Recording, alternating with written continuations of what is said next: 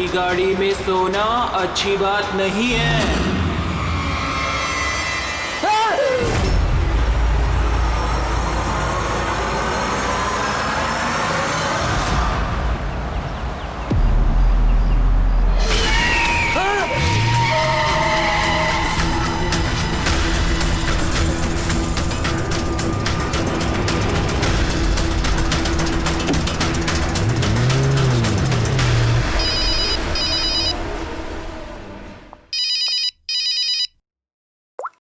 हाँ Vineet. Leela help me, Leela please help me Leela. क्या हो गया विनीत, तुम इतनी टेंशन में क्यों लग रहे हो? लीला ये लोग मुझे मार डालेंगे लीला। कौन मार डालेगा विनीत, तुम किसकी बातें कर रहे हो? लीला आई थिंक मैं लाइफ में कभी तुमसे नहीं मिल पाऊंगा लीला। विनीत बकवास बंद करो। कहाँ पे हो तुम, मुझे अपनी एग्जैक्ट लोकेशन बताओ। मैं सेबेस्टियन रोड पे हूँ, पुराने पोस्ट ऑफिस के पास। विनीत एक काम करो, तुम वहीं पे रुको, मैं टैक्सी लेके अभी वहीं पे तुम्हें लेने आती हूँ। हेलो लीला। हेलो विनीत, तुम ठीक हो? फोन को भी हेलो लीला। ये फोन को भी अभी कटना था।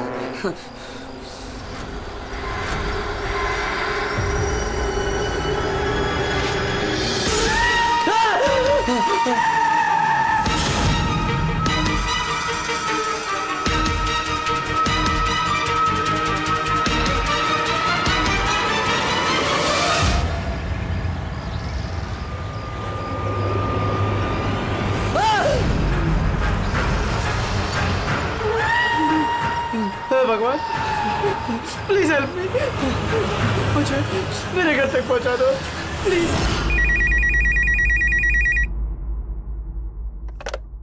Hello CID bureau. Hello ma'am, ma'am please मेरी मदद कीजिए। मैम मेरे पति इस वक्त बहुत बड़ी मुसीबत में है। क्या सब क्या हुआ आपके पति को? मैम उनकी जान खतरे में है, कोई उन्हें मारना चाहता है। मैम प्लीज उन्हें बचा लीजिए प्लीज। क्या वो इस वक्त आपके साथ है? नहीं मैम, मैम वो इस वक्त अपनी गाड़ी में है। वो सेबेस्टियन रोड के पास जो पुराना वाला पोस्ट ऑफिस है वहाँ पे है। अच्छा सुनिए मैम, देखिए हमारे 2 ऑफिसर्स उसी एरिया में हैं। आप हमें आपकी गाड़ी का डिटेल दीजिए। वाइट बैक्स्टर है और गाड़ी का नंबर है 2536। मैम आप उन्हें बचा तो लेंगे ना? आप फिक्र मत कीजिए, आपके पति को कुछ नहीं होगा। ओके पूर्वी, अभिजीत को फोन करो, उसे गाड़ी की डिटेल्स दे दो और उससे बोलो कि अर्जेंट है।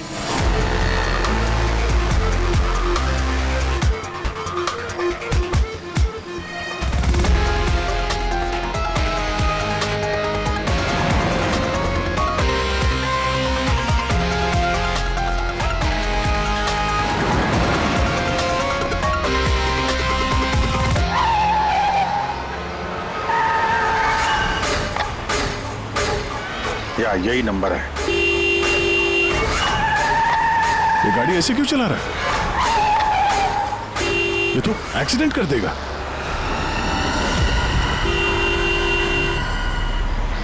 मुझे माफ कर दो, मुझे माफ कर दो, मैं मरना नहीं चाहता, मुझे माफ कर दो। किससे बातें कर रहा है? गाड़ी में तो कोई नहीं है। अरे विनीत किससे बात कर रहा है? गाड़ी में कोई नहीं है। अंधे हो तुम लोग, तुम्हें दिखाई नहीं दे रहा? इतने सारे लोग मुझे बुला रहे हैं। कर क्या रहा है ये?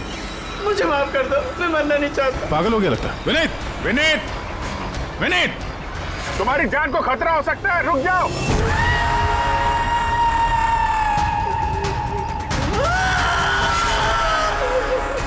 अंकल मेरे साथ खेलो ना, बहुत मजा आएगा।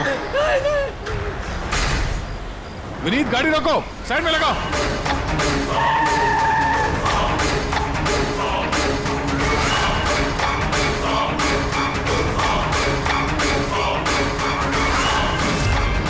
रुक जाओ विनीत विनीत।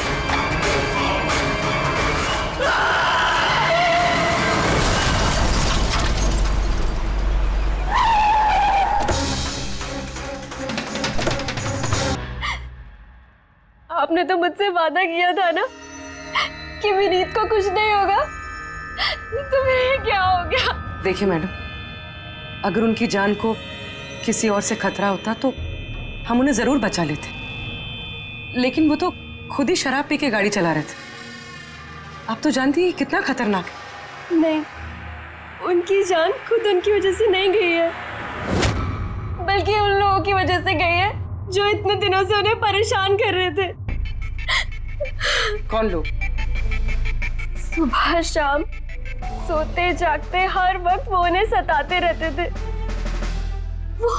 वो इतना ज्यादा परेशान हो गए थे कि उन्होंने अपने बिजनेस पे भी पूरी तरह से ध्यान देना बंद कर दिया था।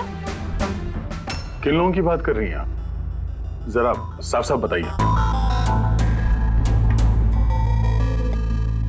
मैम, विनीत की मौत हमारे सामने हुई थी और उस वक्त कार में उसके अलावा और कोई भी नहीं था, तो उसकी मौत का दोष आप किसी और को कैसे दे सकती हैं? क्योंकि उनका खून हुआ है। मर्डर है ये, मर्डर। मर्डर हुआ है? आप जानती है किसने किया ये? आत्माओं ने।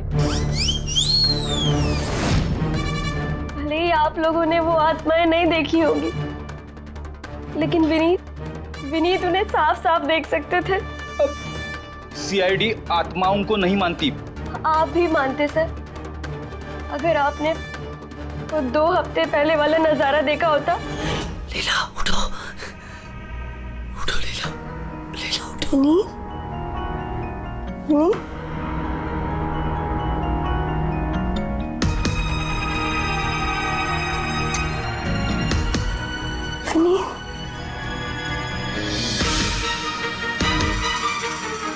विनीत, लीला क्या हुआ विनीत? वहाँ देखो, कबर्ड के ऊपर। क्या है वहाँ विनीत? लीला, कबर्ड के ऊपर मुझे घूर रहा है। लीला, मुझे सोने नहीं दे रहा वो। विनीत, वहाँ पे कुछ नहीं है, कुछ नहीं है वहाँ पे। तुमने ना जरूर कोई बुरा सपना देखा है। चलो आगे सो जाओ। मैंने कोई सपना नहीं देखा और वो देखो अभी भी घूर रहा है और तुमको दिख क्यों नहीं रहा यार? विनीत, वहाँ पे कुछ नहीं है। तुम्हारी तबीयत ठीक नहीं है विनीत, तुम आगे सो जाओ। चलो, कुछ नहीं है विनीत, मैंने ना बुरा सपना देखा है, इसलिए ये सब हो रहा है। सॉरी सॉरी, मुझे माफ कर दो प्लीज। एक मिनट, ये विनीत किस चीज के लिए माफी मांग रहा था? ये तो मुझे भी नहीं पता सर।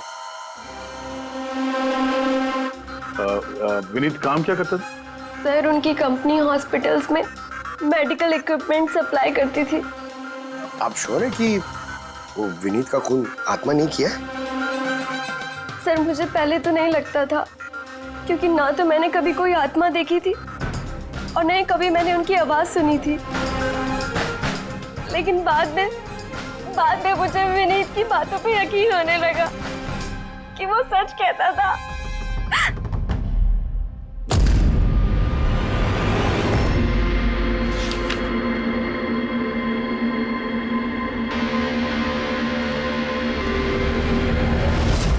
हाँ बॉस, इसकी मौत की एक ही वजह नजर आ रही है, इसके सर पर लगी हुई है चोट, जो इसे एक्सीडेंट के दौरान लगी। पक्का डॉक्टर साहब, कोई और वजह नहीं? अब विसरल सैंपल्स को चेक करना अभी बाकी है, लेकिन प्राइमा फेसी तो यही दिखता है कि मौत की वजह एक्सीडेंट है। तो बॉस, इसके खून में हमें अल्कोहल की बहुत ज्यादा मात्रा मिली, मुझे लगता है उसी की वजह से इसे हेलुसिनेशन होने लगे और इसने टक्कर मार दी। मतलब ये खून का मामला नहीं है? हम फ्यूनरल के लिए बॉडी को लौटा सकते हैं। अगर कुछ डाउट हुआ तो विसरल सैंपल से पता लग जाएगा। पता नहीं सर क्यों अभी मुझे ऐसा लग रहा है कि ये केस उतना सीधा नहीं है, क्योंकि जब हमने लीला से पूछा कि ये विनीत किससे माफी मांग रहा था तो वो बात को टाल गई। हम लोग भी फ्यूनरल में जाएं क्या? वहाँ रिलेटिव भी होंगे, फ्रेंड्स भी होंगे, बहुत सारे लोग होंगे, देखते हैं कुछ पता चलता है। जाओ, जरूर जाओ फ्यूनरल में।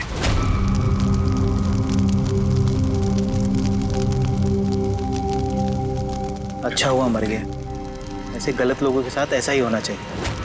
तुमने बिल्कुल ठीक कहा, इसकी मौत इससे बदतर होनी चाहिए थी। बस अब उस दिन का इंतजार है जब उन दोनों की भी चिता जलते हुए देखूंगा। उस दिन तुम सबको बहुत बड़ी पार्टी दूंगा मैं। क्या प्रॉब्लम क्या तुम्हारी? हाँ, यहाँ पर एक आदमी की चिता जल रही है, शौक मनाने के बजाय जश्न मनाने की बात करो तुम लोग। क्यों ना मनाऊं जश्न? अरे असली जश्न तो उस दिन मनेगा जिस दिन ये दोनों भी अग्नि की भेंट चढ़ेंगे। वो दोनों अग्नि की भेंट चढ़े या ना चढ़े, तुम सीआईडी के हत्थे जरूर चढ़ोगे। सर, अगर आप लोग सीआईडी से हैं तो आपको मुजरिमों का साथ देने के बजाय हम लोगों को इंसाफ दिलाना चाहिए सर। एक मिनट, कहना क्या चाहते हो, पूरी बात बताओ। सर मेरा नाम रोहित है और मेरे पिताजी पर्पल हॉस्पिटल में एडमिट थे। डॉक्टर सर वो वेंटिलेटर पे। डॉक्टर नर्स नर्स डॉक्टर का रिलैक्स। मेरे पिताजी मर रहे हैं वहाँ पे, प्लीज डॉक्टर को बुलाइए प्लीज। क्या हुआ? क्यों शोर मचा रहे हो? शोर ना मचाऊं तो क्या करूं? मेरे पिताजी मर रहे हैं वहाँ पर और आपका स्टाफ यहाँ बैठकर मक्खियाँ मार रहा है। आप शांत हो जाइए प्लीज, आप जाइए पेशेंट के पास, हम आते हैं। मैम प्लीज जल्दी कीजिए प्लीज। हाँ गजब हो गया, सारे के सारे वेंटिलेटर्स एक एक करके बंद हो रहे हैं। यस मैम, हमारे 2 इंटर्न्स मैनुअली ऑक्सीजन दे रहे हैं कुछ पेशेंट्स को। मैम हर पेशेंट के साथ ऐसा नहीं हो सकता, अगर वेंटिलेटर्स ठीक नहीं हो तो पेशेंट मर जाएंगे। धीरे बोलो। अरे ये हॉस्पिटल के रेपुटेशन का सवाल है, अगर मरीजों के घर वालों को पता चल गया है ना फिर बवाल हो जाएगा। डॉक्टर आप प्लीज 2 मिनट का वक्त दीजिए, हम सोल्यूशन। मैम एक एक करके सारे वेंटिलेटर्स बंद हो रहे हैं। बाकी के वार्ड्स में चेक करो। Okay ma'am. अरे वो सप्लायर विनीत को फोन करो ना, वो ही अभी कुछ कर सकता है, बस टेंशन लेने की जरूरत। डॉक्टर महक, हुआ क्या है ये सर? वेंटिलेटर बंद हो रहे हैं सारे। आप प्लीज शांत रहिए, मैं बात करती हूँ ना। सर एक एक करके सारे वेंटिलेटर्स बंद हो गए। क्या ऐसे कैसे हो सकता है? तो किसी हॉस्पिटल में फोन करो ना, वहां से मंगवाओ। अरे राजा फोन लगाओ और मैं एक काम करूँ, टेक्नीशियन जो यहाँ पर है उसको बुलाओ। राजा क्या हो गया तुम्हें? तुम्हें सुनाई नहीं देता सर क्या आप कह रहे हैं? आप लोग क्या डिस्कशन में टाइम वेस्ट कर रहे हैं? मेरे पिताजी मर जाएंगे वहाँ पर। प्लीज जल्दी आइए प्लीज। बस आते ही है please. Ma'am very bad news, 2 patients की जान चली गई है, 5 पेशेंट्स बहुत क्रिटिकल कंडीशन में हैं। सर अगर आज हम लोगों का परिवार हमारे साथ नहीं है तो उसके जिम्मेदार सिर्फ और सिर्फ ये 3 लोग हैं, विनीत, महक और राजा। ये विनीत तो इक्विपमेंट सप्लाई करता था ना? जी सर। और ये महक राजा? सर जिस दिन ये हादसा हुआ उस दिन महक डॉक्टर इंचार्ज थी और राजा हॉस्पिटल का एडमिन संभालता था। ये सिर्फ राजा और महक आए हॉस्पिटल से या और लोग भी आए वहाँ के? आए ना सर, वो हेड नर्स परिणीता, वो शेखर जो कि मेंटेनेंस में, और वो डॉक्टर केदार इस हॉस्पिटल के मालिक। ठीक है, अभी शांत हो जाओ। हम इस मामले के तह तक जाएंगे। अगर तुम्हारे पिताजी के साथ नाइंसाफी हुई है तो उन्हें इंसाफ जरूर मिलेगा।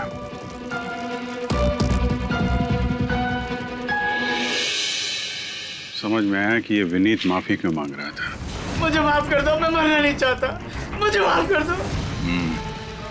और ये भी समझ में आ रहा है कि विनीत की मौत से इतने लोग खुश क्यों हैं। यानी विनीत की मौत का जिम्मेदार कोई भी हो सकता है। अब विनीत के बाद खूनी का अगला निशाना ये महक और राजा हो सकते हैं।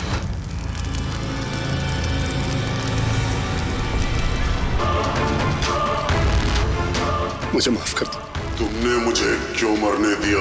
मेरा पीछा मत करो।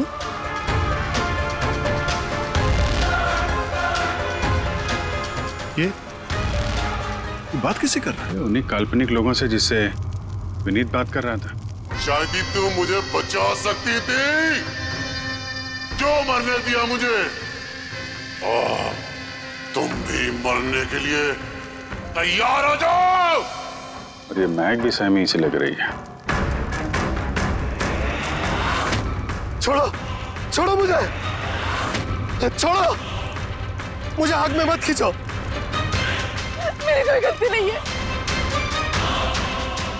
छोड़ो, छोड़ो, छोड़ो, छोड़ो मुझे, छोड़ो, छोड़ो, मत खींचो मुझे आग में। छोड़ो, छोड़ो। क्या कर रहे हो? इधर आओ। क्या कर रहे हो यार? हैं? मैं बस परेशान हूँ, इसमें आप लोग क्या कर सकते हैं? मुझे खुद ही निपटना होगा अपनी परेशानी से। आप इधर आओ, थोड़ा दूर हट जाओ इधर से। तो बहुत सारे लोग हैं जो विनीत की मौत की खबर सुनकर खुश हो गए हैं। हाँ सर, और अब वो महक और राजा की मौत की खबर सुनना चाहते हैं। राजा और महक, इनका बर्ताव भी कुछ नॉर्मल नहीं लग रहा था सर। काफी डरे डरे से लग रहे थे, विनीत की तरह। सर विसरल सैंपल्स की रिपोर्ट आ गई है। ग्रेट। कोई गड़बड़ है? हाँ, एक आम इंसान का खून जितना लाल होता है, विनीत का खून उससे बहुत ज्यादा लाल था। अब समझ में आया कि विनीत को आत्माएं क्यों नजर आ रही थी। क्यों सर? पूर्वी, जब इंसान का खून जरूरत से ज्यादा लाल हो तो इसका मतलब ये होता है कि वो इंसान बहुत ज्यादा लंबे समय तक कार्बन कंपाउंड के संपर्क में रहा, और इस कार्बन कंपाउंड की वजह से ही उसे हेलुसिनेशन आते हैं, जबरदस्त किस्म के। तो मतलब किसी ने जानबूझकर विनीत को इस कार्बन कंपाउंड के संपर्क में लाया हो, जिसकी वजह से विनीत की दिमागी हालत खराब हो गई, जो उसकी मौत का कारण भी बन गई। सर, खूनी को ये कार्बन कंपाउंड मिला कहां से होगा?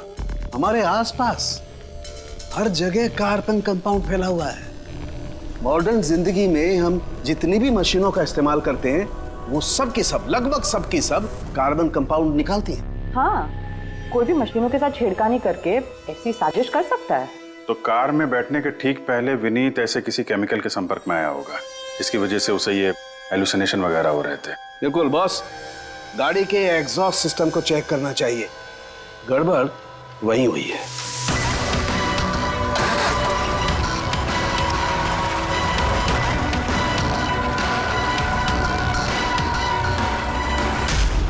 सालों के सर तो सही बोले थे सर, इसमें से तो केमिकल भर भर के आ रहा है।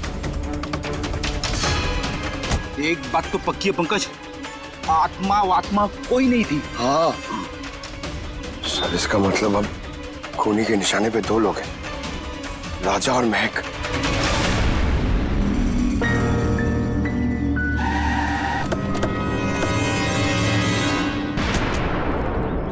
फ्यूनरल में राजा का बर्ताव ठीक नहीं था, अभी भी उसकी मानसिक स्थिति ठीक नहीं है।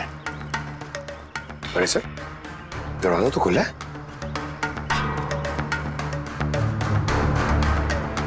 ये खूनी राजा तक पहुंच तो नहीं गया? ये क्या माहौल है? कैंडल्स,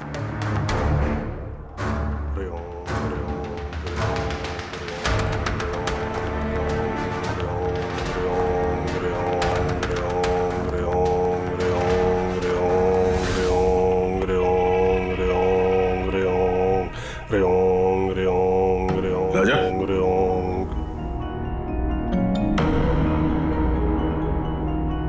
आप ठीक हो? कौन है आप लोग? सीआईडी। विनीत के अंतिम संस्कार में मिले थे हम लोग, तुम आग में कूदने वाले थे, हमने तुम्हें रोका था, भूल गए?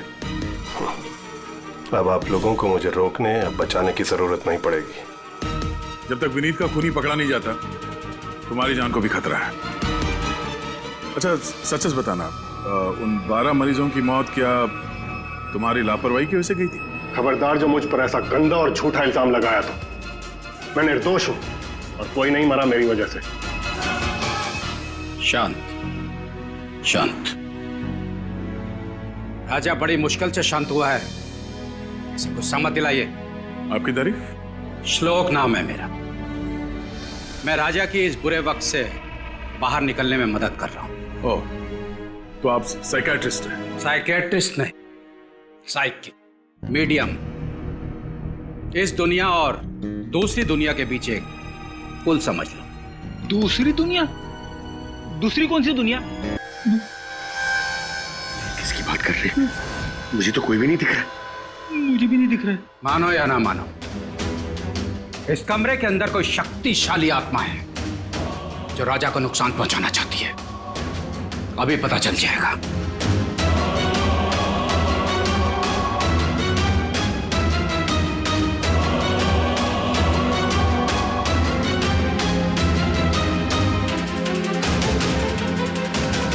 मीटर से आत्मा देखेंगे?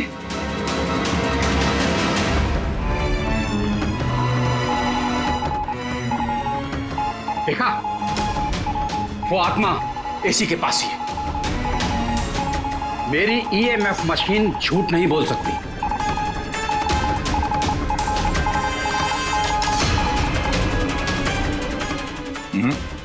पर हमारा भी ये मीटर गलत नहीं हो सकता, समझे? रेडी? लगता है राजा को कार्बन कंपाउंड का असर उसकी गाड़ी से ही हुआ है। एक काम करो, ये मीटर ले जाओ, उसकी कार चेक करो। रेडी? पंकज, बताओ महक, विनीत के फ्यूनरल पे क्या देखा तुम? मैंने किसी को नहीं देखा, कुछ भी नहीं देखा। झूठ मत बोलो। अगर कुछ नहीं देखा तो वहां से डर के भागे क्यों? मैं झूठ नहीं बोल रही हूँ, मैंने सच में किसी को नहीं देखा। अच्छा, अस्पताल में जो 12 मौतें हुई थी, क्या वो तुम्हारी लापरवाही की वजह से हुई थी? मेरी लापरवाही की वजह से? देखिए, मुझसे जो कुछ बन पड़ता है मैंने सब कुछ किया।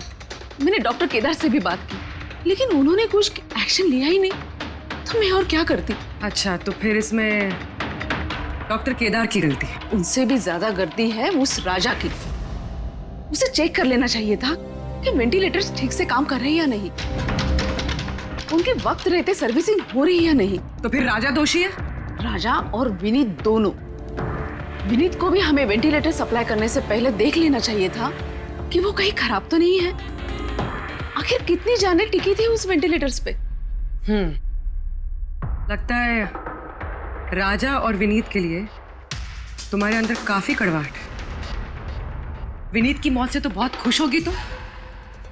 ये कैसी बातें कर रही हैं आप? बिल्कुल भी नहीं। मैं एक डॉक्टर हूँ और मेरा काम पेशेंट्स की जान बचाना है। किसी की मौत से मैं कैसे खुश हो सकती हूँ?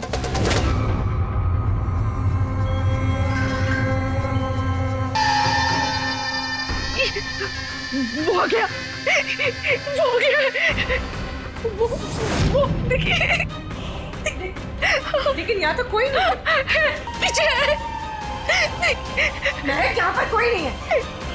देखो, तुम घबराओ मत। जब तक मैं हूं तुम्हें कुछ नहीं होगा। हाँ,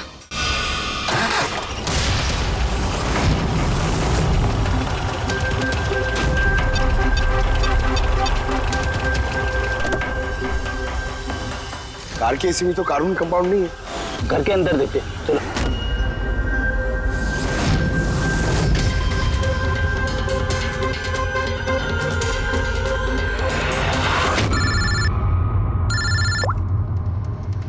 हाँ पूर्वी,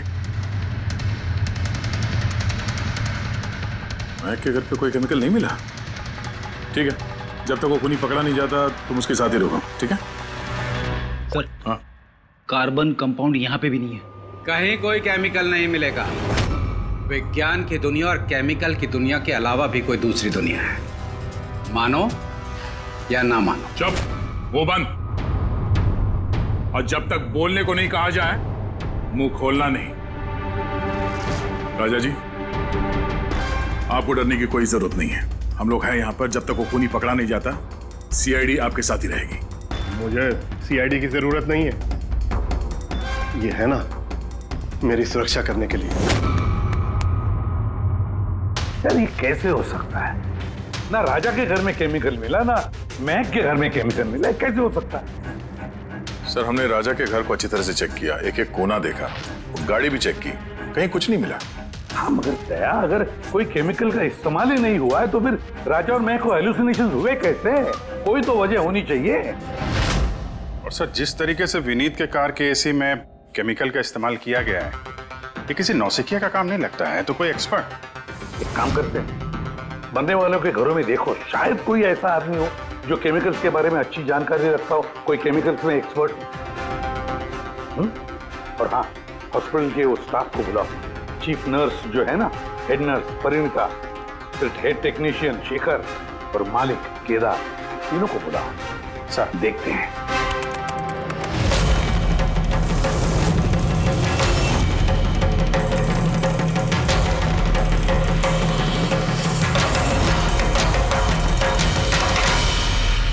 तुम्हारा नाम शेखर है? Yes sir. हॉस्पिटल के हेड मैकेनिक, मेन टेक्नीशियन। मतलब हॉस्पिटल में जब भी किसी मशीनरी में प्रॉब्लम्स आ जाते तो पहले तुम्हें पता चलता है? जी हाँ सर।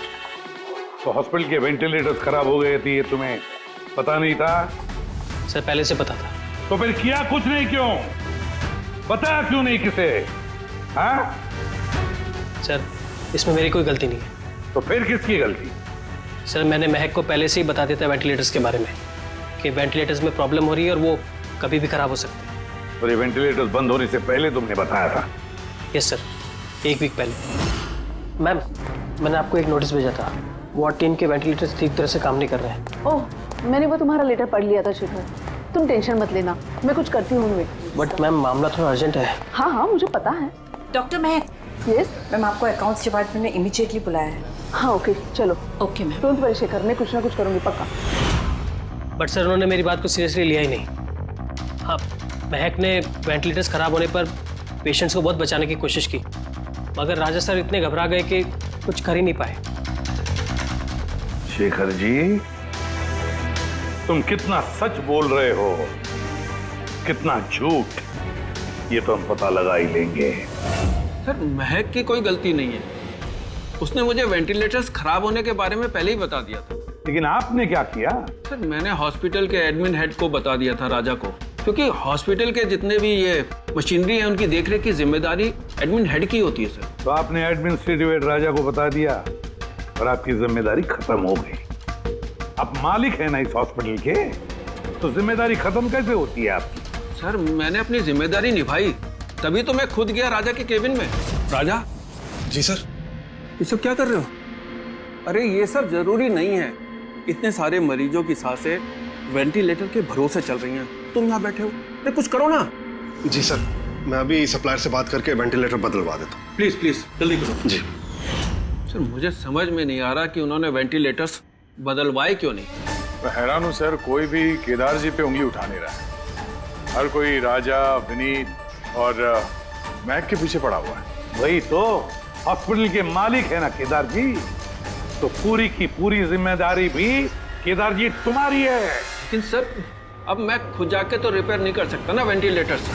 सर मेरा काम है कि कंसर्न डिपार्टमेंट को इन्फॉर्म करना, और सर वो मैंने कर दिया। बल्कि मैंने विनीत से खुद बात करी, मैंने उससे कहा कि अगर ये रिपेयर हो सकते हैं तो रिपेयर करे, वरना इनको चेंज कर दे, और उसने कोई एक्शन ही नहीं लिया। उसने कोई एक्शन नहीं लिया, उसने कोई एक्शन नहीं लिया। आपने क्या एक्शन लिया? और नाम भी ले रहे हो तो विनीत का जो मर चुका है, या राजा का जो जवाब देने की हालत में नहीं है। सर जो सच था वो मैंने आपको बता दिया, अब वो मानना ना मानना सर आपके हाथ में है।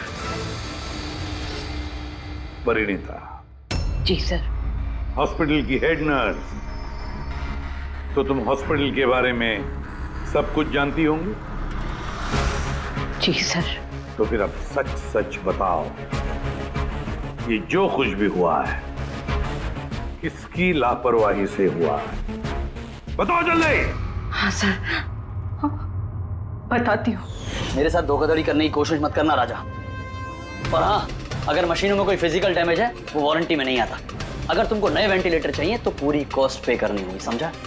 मैंने तुमसे घटिया इंसान आज तक अपनी जिंदगी में नहीं देखा। अब ना तो हमारा हॉस्पिटल तुमसे कोई सामान लेगा और ना ही शहर का कोई दूसरा हॉस्पिटल। सुनो, ये धमकी किसी और को देना, जानता नहीं तुझे मैं कौन हूँ, जो करना है कर ले।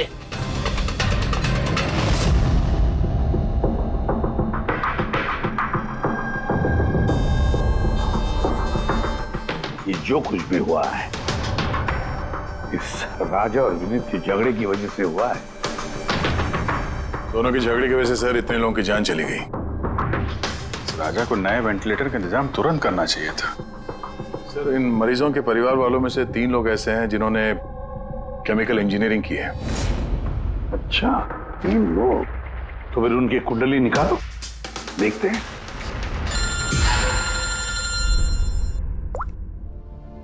हेलो, इसे भी प्रतिबंध।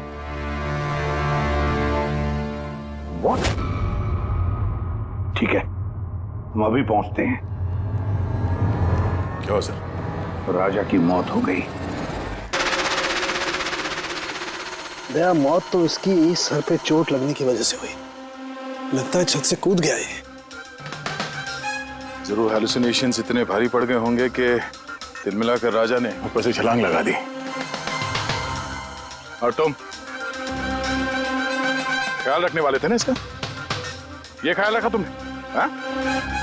सर राजा तो एकदम शांत तरीके से हो गया था, मुझे क्या पता था कि अचानक उठ जाएगा और खुदकुशी कर लेगा। जिस वक्त ये सब हुआ तुम कहाँ थे? हाँ? सर मैं दूसरे कमरे में सो रहा था, तभी मुझे राजा के जोर जोर से चीखने की आवाज सुनाई दी। मुझे इन आत्माओं को नहीं झेलना, मुझे इसे निजात चाहिए, आजादी चाहिए। और जब तक मैं इसके पास पहुंचता ये छत से कूद गया साहब। वाह क्या बात है, राजा को अकेले छोड़कर तुम घोड़े बेच के सो रहे थे? हाँ? मैंने तो कमर कस ली थी कि नहीं सोऊंगा, पर न जाने कैसे नींद आ गई। जरूर मुझे उन आत्माओं ने सुला दिया होगा। आप आप ये देखिए सर, मीटर की रीडिंग भी कितनी बढ़ गई है। मुझे मेरी तबीयत भी कुछ कमजोर लग रही है सर। अगर दोबारा ये मीटर दिखा दिया ना मुझे तो याद रख। एक मिनट दया, एक मिनट भाई, जरा मीटर देना मुझे। ये लीजिए। ये मीटर मैं रख लेता हूँ, हाँ? तुम्हें लौटा दूंगा बाद में। जी सर, पर दे दीजिएगा। हाँ जरूर दे दूंगा। अभी एक काम करो, अभी तुम घर जाके थोड़ा आराम करो, थक गए हो ना, बहुत कमजोरी होगी तुम्हें। हाँ जी साहब। बराबर सोए नहीं, जाओ आराम करो। ये क्या डॉक्टर साहब, उसे जाने दिया और ये मीटर रख लिया? दया, ये मीटर जो है ना, ये बड़े काम की चीज है।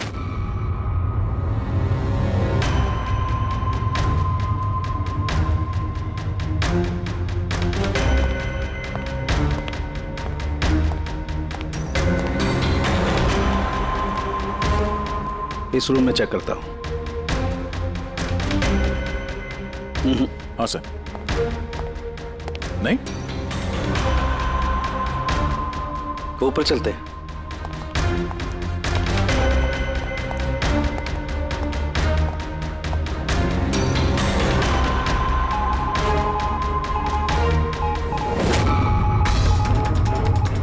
ये सलूकी सर आराम से, ये नीडल तो जंगली घोड़े की तरह भाग रहा है। माय गॉड, हम यहाँ पर ऐसे नहीं खड़े रह सकते दया, हमें प्रोटेक्टिव गियर्स पहनने पड़ेंगे। Protective gears? वो किस लिए सर? अरे अपनी सुरक्षा के लिए।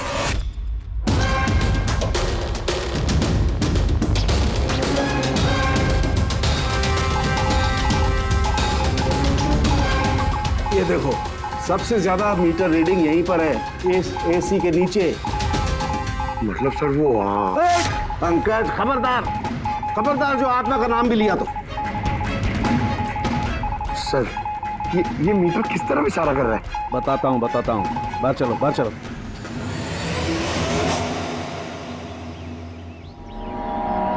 देखा दया, ये है EMF, इलेक्ट्रोमैग्नेटिक फील्ड डिटेक्ट करता है ये।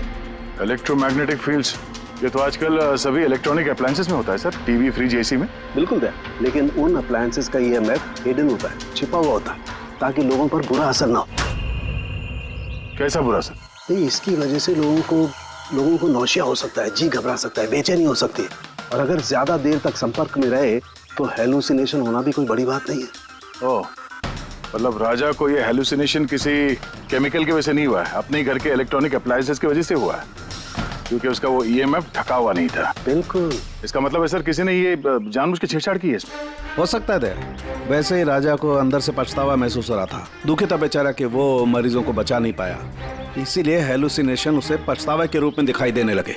शायद इसी पछतावे की वजह से इस विनीत की भी मौत हो गई। बिल्कुल, और वो अशोक, उससे भी कमजोरी इसीलिए महसूस हो रही थी क्योंकि वो भी काफी देर तक इस EMF के संपर्क में था। यहाँ पे वो कार्बन कंपाउंड नहीं मिला घर में। मिलेंगे कैसे थे, क्योंकि यहाँ तो EMF का इस्तेमाल हो रहा था, और सबसे ज्यादा रीडिंग मुझे बेडरूम के AC में मिली। इसका मतलब बेडरूम के AC में छेड़छाड़ हुई। फिर तो उस महक के घर में भी EMF। ओह नो, हमें तुरंत पूरी को इन्फॉर्म करना होगा।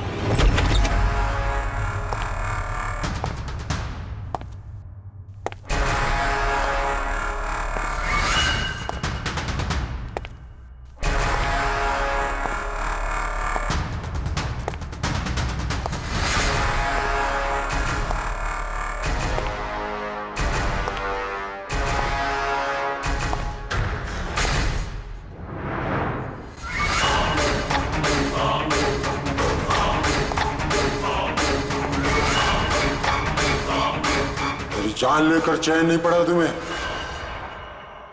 जो फिर से मुझे मारने आई हो।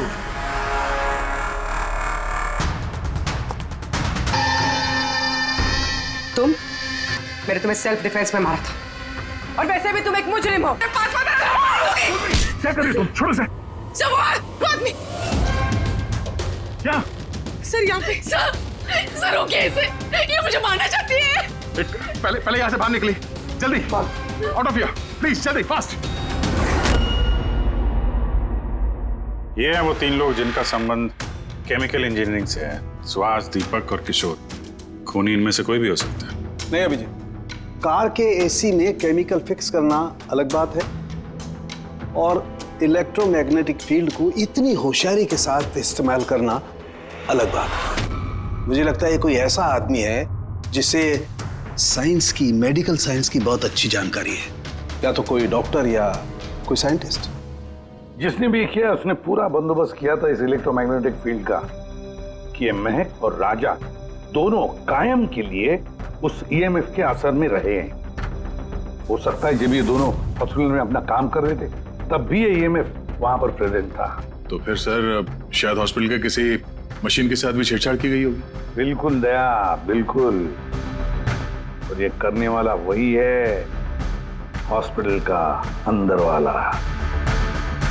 तो ये वो जगह है जहाँ पे महक और राजा बैठा करते थे? जी हाँ। और कौन कौन आ जा सकता था इस कमरे में? सर सिर्फ स्टाफ वालों को अंदर जाने की परमिशन थी, वो भी अगर कोई काम हो तो।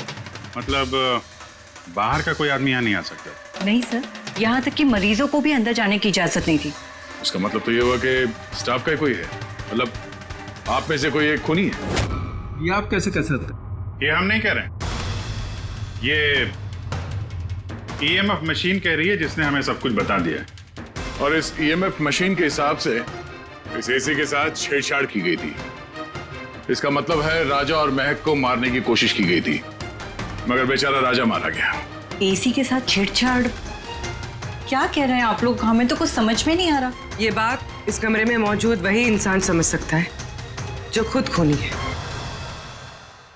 और वो आज यहाँ एक प्रोटेक्टिव गियर पहन के आया है ताकि इलेक्ट्रोमैग्नेटिक फ्रीक्वेंसी से उसे कोई नुकसान ना हो। क्यों?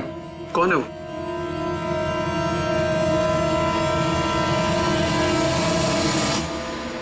यहाँ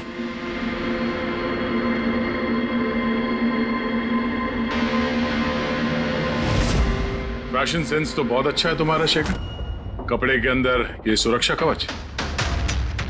तुम्हारे सारे पत्ते खुल चुके हैं शेखर, हमने तुम्हारे बारे में सब कुछ पता लगा लिया है। तुम ही यहाँ पे सिर्फ ऐसे टेक्नीशियन हो जो एसी के साथ छेड़छाड़ कर सकते हैं। अब जल्दी बताओ क्यों किया तुमने ऐसा? हाँ, मैंने किया ये सब। और क्या गलत किया अगर मैंने महक, विनीत और राजा पे इल्जाम लगाया तो? इन लोगों की वजह से 12 मरीजों की मौत हुई जो मुझसे देखा नहीं गया। और मैंने सोचा कि इन लोगों को भी वैसी ही मौत मिलनी चाहिए जैसे उन 12 मरीजों को मिली। इसलिए मैंने ईएमएफ और कार्बन कंपाउंड के जहर का इस्तेमाल किया ताकि इन लोगों को ऐसी मौत दे सकूं। मौत नहीं, एक भयानक मौत। और ये मेरा इंसाफ था। इंसाफ करने का हक सिर्फ कानून को है, किसी और को नहीं, समझे? तुम जानते थे उस केमिकल के इस्तेमाल से उन लोगों को हैलुसिनेशन होगा। वो मरे हुए मरीज उन्हें सामने दिखाई देंगे जिसकी वजह से वो पागल हो जाएंगे। क्यों? और मैं अपने मकसद में कामयाब भी हुआ। जैसी मैं मौत चाहता था वैसी ही मौत विनीत और राजा को मिली। मगर अफसोस, महक को आपने एंड मोमेंट पे बचाया। कामयाब तो तुम तब होते जब बिना कोई जुर्म किए उन्हें उनके अंजाम तक पहुंचाते हैं। क्या फर्क रह गया तुम में और उन दोनों में? अब तुम भी एक हत्यारे हो। तुम्हें क्या सजा मिलेगी इसका फैसला तो अब अदालत ही करेगी।